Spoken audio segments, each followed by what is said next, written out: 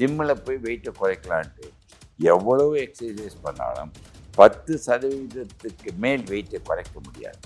வெயிட்டை குறைக்க வேண்டும் என்றால் உண்ணுகின்ற உணவை நீங்கள் குறைக்க வேண்டும். முக்கியம் அரிசி கெடுதல் தானே, அதே அளவு கோதுமையும் கெடுதல். ஸோ அரிசி கோதுமை சாப்பிட்றத பாதியாக்கி தண்ணீர் குடித்தால் மாதத்திற்கு 5 கிலோ வெயிட் குறைக்கும். எப்பெல்லாம் உங்களுக்கு வெயிட் கூடுதோ, எப்பெல்லாம் நீங்கள் டென்ஷனாக இருக்கீங்களோ, அவங்களுக்கு கேன்சர் வருவதற்கு ரொம்ப வாய்ப்புகள் உண்டுக்கும். போதைப் பொருள்ன்றது ஒன்றா வருது, மயக்கம் வர்றது, அந்த போதையுடைய எஃபெக்ட் வருது, மார்பின் மாதிரி வச்சுங்க. நீ மகிழ்ச்சியுடன் தியானத்திலிருந்து வாழ்க்கையை ரசிக்க ஆரம்பித்தால் அது என்டார்பின் சுரக்க விடுங்களேன். அதோட பல மடங்கு போதைப் பொருளுடைய எஃபெக்ட் உண்டு என்டார்பின். ஸ்மோக்கிங் எதுவாக இருந்தாலும் அப்ரப்டாக ஸ்டாப் பண்ணணும். அப்படி அப்ரப்டா ஸ்டாப் பண்றதுனால ஹெல்த் இஷ்யூஸ் வரவே வராது. அதனால ஒருத்தங்க ஹார்ட் அட்டாக் வராது.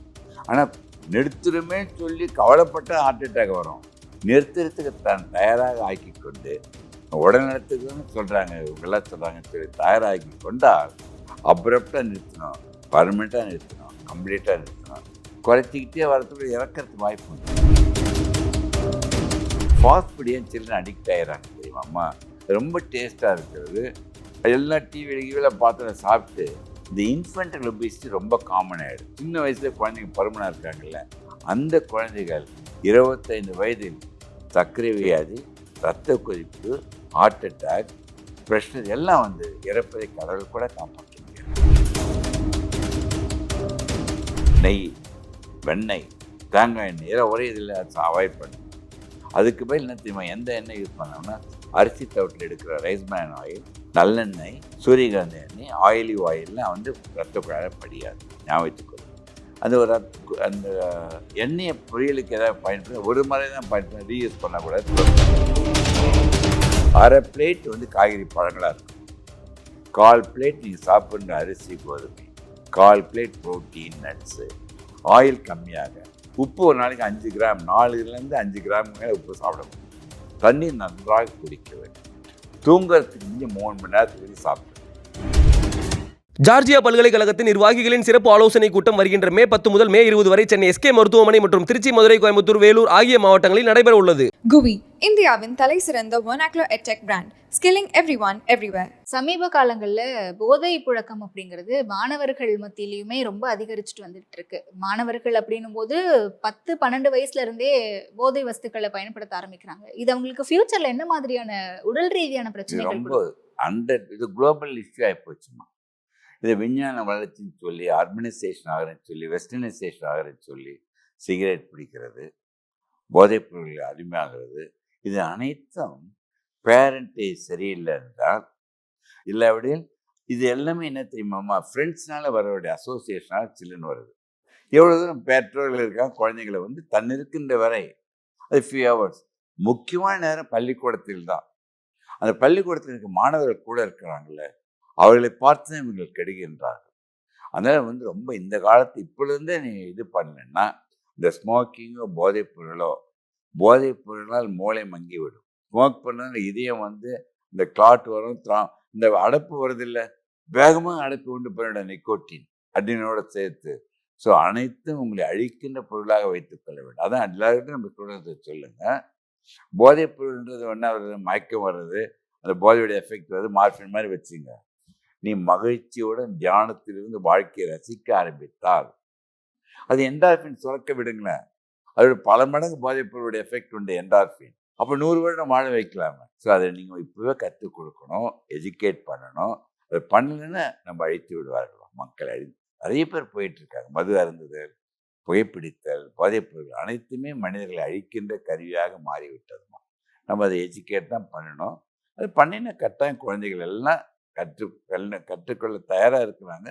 ஒருத்தர் பார்த்து காப்பி எடுத்து கெடுவது தான் காரணம். அதை நீங்கள் எஜுகேட் பண்ணி அவங்கள வந்து நீங்கள் வந்து உண்மையாக சொல்கிறேன், ஆசிரியர்களோ பெற்றோர்களோ குழந்தைகளுக்கு நீங்கள் அட்வைஸ் பண்ணாதீங்க, கூட வச்சு நண்பர்களாக இந்த சஜஷன்ஸ் கொடுங்க. ஒன்றுன்னு சொல்லிட்டோம்மா, குழந்தைகள் அனைவரும் நம்மளோட இன்டெலிஜென்ஸ். ஆனால் உன்னுடைய அனுபவம் சொக்கலிங் 80 வயது அனுபவம் என் பேர குழந்தைங்களுக்கு கிடைக்காது. அவங்கள்ட்ட சொல்லி நீங்கள்லாம் இன்டெலிஜென்ட் என்னை விட, பட் என்னுடைய அனுபவத்தை நீங்கள் பகிர்ந்து கொள்கிறேன். உங்களுடைய அறிவும் என்னுடைய அனுபவத்தில் சேர்த்து விட்டால் உங்களை உலகத்தில் யாரும் அழிக்க முடியாது. You can excel. அதான் முக்கியமானது. மஸ்ட் எஜுகேட் தான் ஃப்ரம் சைல்ட்ஹுட். ரொம்ப கேர்ஃபுல்லாக இருக்கும். அண்ட் நிறைய பேர் என்ன பண்ணுவாங்க, ஆல்ரெடி அடிக்ட் ஆயிட்டு இருப்பாங்க. பட் அதை நான் இமீடியட்டா குவிட் பண்ணணும், அவங்களுக்கு ஹெல்த்ல இஷ்யூஸ் வரத ஆரம்பிச்ச உடனே இமீடியட்டா குவிட் பண்ணணும் அப்படின்ட்டு ஒரு நாளைக்கு ஒரு 10 ஸ்மோக்கிங் 8 ஸ்மோக்கிங் பண்றாங்க அப்படின்னா அடுத்த நாளே அதை குவிட் பண்ணணும்னு நினைப்பாங்க. அது இம்பாக்ட் அடுத்த பண்ணும். நாளே குவிட் பண்ணுறது அதனால ஒன்றும் யாரும் இருக்க மாட்டாங்க. வில் பவர் இருந்துச்சுன்னு வச்சுக்கோங்க. ஓகே. ஸ்மோக்கிங் எதுவாக இருந்தாலும் அப்ரப்டாக ஸ்டாப் பண்ணணும். இல்ல அப்படி அப்ரப்டா ஸ்டாப் பண்றதுனால ஹெல்த் இஷ்யூஸ் ஏதாவது வரவே வருமா? வராது. அதனால ஒருத்தங்க ஹார்ட் அட்டாக் வராது. ஆனால் நிறுத்துறமே சொல்லி கவலைப்பட்ட ஹார்ட் அட்டாக் வரும். நிறுத்துறதுக்கு தான் தயாராக ஆக்கி கொண்டு உடல்நலத்துக்குன்னு சொல்கிறாங்க, இவங்கெல்லாம் சொல்கிறாங்கன்னு சொல்லி தயாராகி கொண்டால் அப்ரப்டாக நிறுத்தணும், பர்மனெண்ட்டாக நிறுத்தணும், கம்ப்ளீட்டாக நிறுத்தணும். குறைச்சிக்கிட்டே வரதுக்குள்ள இறக்கிறதுக்கு வாய்ப்பு உண்டு.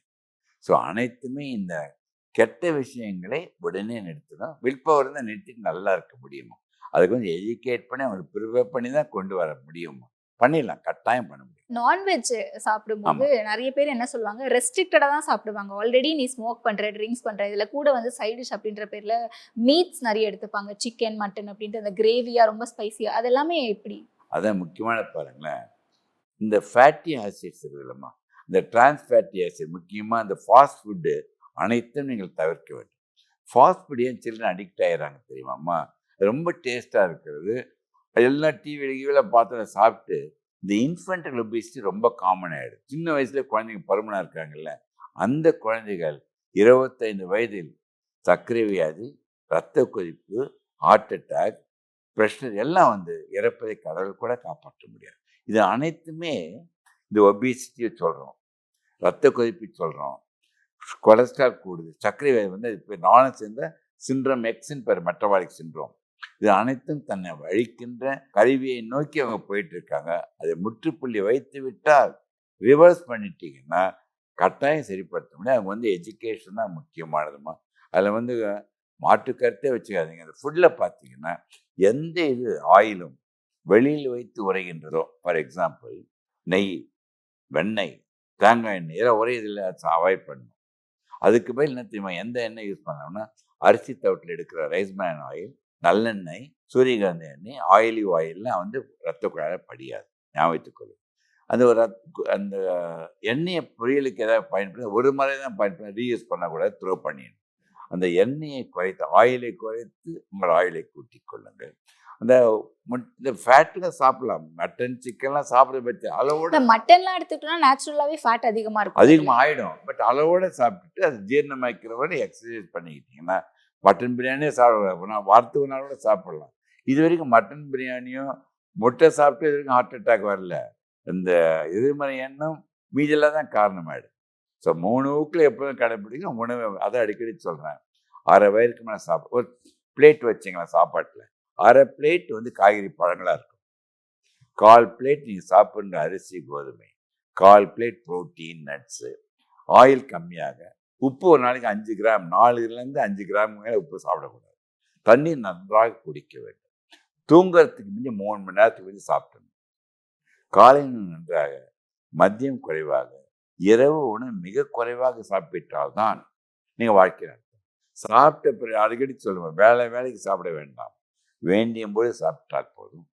சாப்பிட்ட பிறகு பசி என்ற உணவு இருந்தால் இப்படி நல்லா செய்யணும். ஒருத்தர் வெயிட்டாக இருக்கிறாங்க வச்சுக்குவோம், உடனே நினச்சி ஜிம்மில் போய் வெயிட்டை குறைக்கலான்ட்டு எவ்வளவு எக்ஸசைஸ் பண்ணாலும் 10% மேல் வெயிட்டை குறைக்க முடியாது.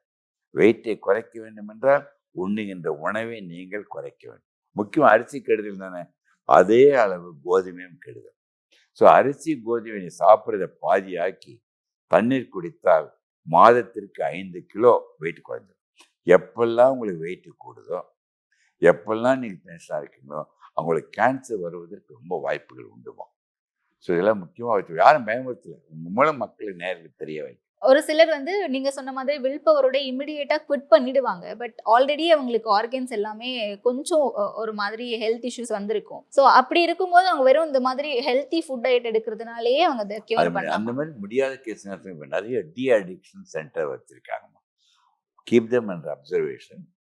அந்த வந்து நிறுத்த வைக்கணும். அது சில மாற்றங்கள் வரும், அதுக்கு சில மருந்துகள்லாம் கொடுத்து அவங்கள வந்து டி அடிக்ட் பண்ணிட்டோம்னா they will get used to that. அது வந்து முக்கியமாக அது முக்கியம். ஆல்கஹாலாக இருக்கட்டும், போதைப் பொருளாக இருக்கட்டும், எப்பொழுது ஒருவன் கற்றுக்கொண்டானோ அதை கற்றுக்கொண்டு அன்லேர்னிங் பண்ண ஆரம்பிக்கிறது நம்ம முயற்சி பண்ண கட்டாயம் பண்ண முடியும். We must making only by suggestions தான். சைக்கோ அனாலிசிஸ் பண்ணணும்.